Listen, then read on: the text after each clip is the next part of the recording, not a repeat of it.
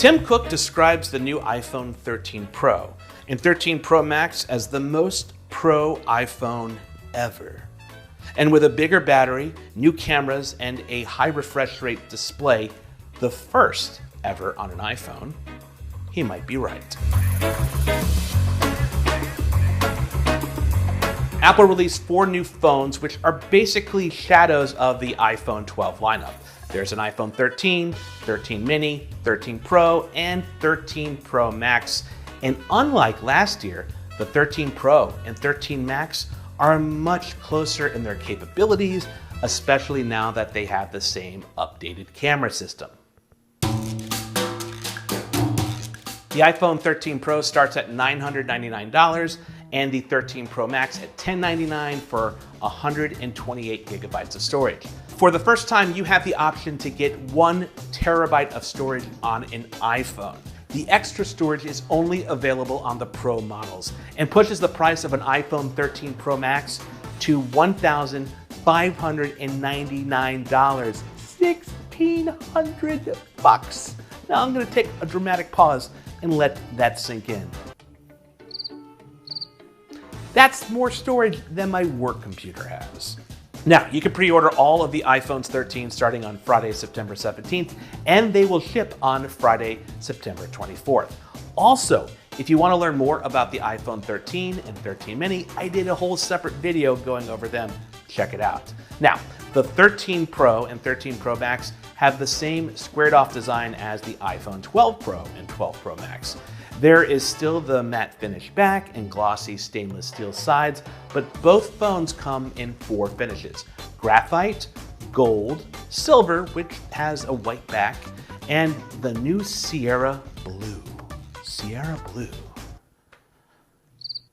I got no joke. All right, both phones gain a bit of weight too though, because the iPhone 13 Pro adds on 15 grams and the 13 Pro Max packs on an additional 12 grams. Now look, the iPhone 12 Pro Max wasn't the heaviest phone I tested in the past year, but it was definitely in the top 5. So packing on an extra ½ of an ounce is significant. Both Pro models have a Pro Motion display, which means it has an adaptive refresh rate between 10 and 120 Hertz. The phone automatically switches between refresh rates depending what's on the screen. Now this should make animations and scrolling look smoother and gaming more immersive. Up to now, the only Apple device to offer such a refresh rate was the iPad Pro, which uses an LCD screen instead of an OLED.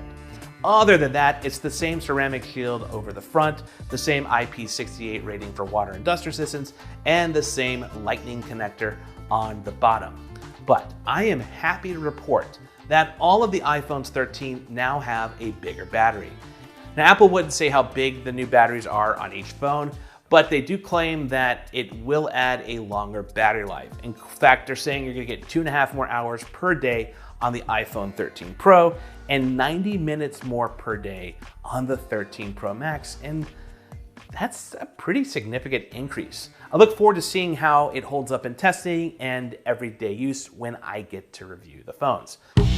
Now, it wouldn't be a Pro model without several significant camera upgrades. Both Pro models have the same new camera system. Think of the 13 Pro Max just as a bigger version of the iPhone 13 Pro.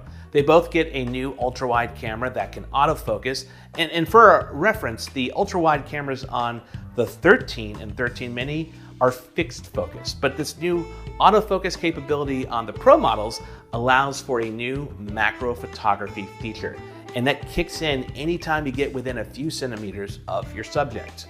The new main camera on the phones have a new sensor, and it's the largest camera sensor on any iPhone.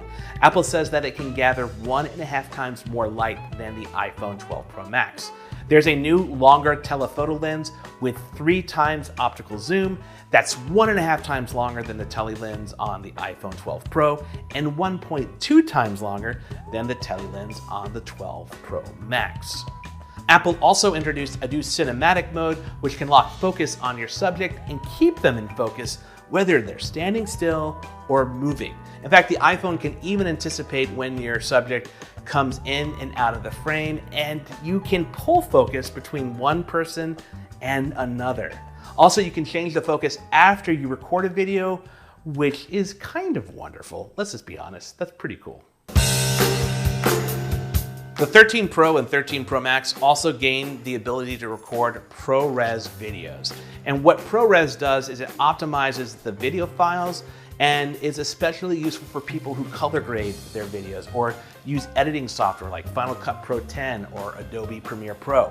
ProRes video files do take up more space than a regular H.264, H.265 video that up to now most iPhones have recorded, so I guess this new 1 terabyte of storage is anticipating all of that. ProRes support won't be on the iPhone at launch, but is expected to be added later this year. And yeah, I'm pretty excited to try that. In fact, a lot of times when I film CNET review videos, I use the iPhone to supplement my Panasonic S1H, just to pick up a shot here or there. So very excited about ProRes. The iPhones 13 get the new A15 Bionic chip, which brings smart HDR4, and that better optimizes the dynamic range of photos and can identify scenes and textures like skies and optimizes for people's skins, and even does so in video. Night mode gets better support on all the cameras. And look, there's just so much when it comes to photos and videos that I'm glossing over right now, but know that once I get my hands on these phones, I'll go much more in depth. And last, let's talk about 5G and MagSafe wireless charging. In terms of 5G and MagSafe, nothing changes. But when you add up all of this together, the fact that the price for the 13 Pro is the same as the 12 Pro and the 11 Pro before it, and for that price, you're getting so many more meaty features and improvements, I think the Pro models look really compelling, especially that iPhone 13 Pro, which definitely stands out in pretty much every way from the baseline iPhone 13. And I couldn't say that about the 12 and 12 Pro last year. So that's all I've got. Keep an eye out for my in-depth reviews on all of the new iPhones. If you're enamored with the iPhone 13 Pro and 13 Pro Max, check out the description on this video. We're gonna add pre-order links when they're live. But now I wanna hear from you. What do you think of the iPhone 13 Pro and 13 Pro Max? Do you like that Apple made both of the Pro devices essentially identical? And do you like that compared to the iPhone 13 that there's a bigger gulf of like features and differences between them now? Throw your thoughts in the comments.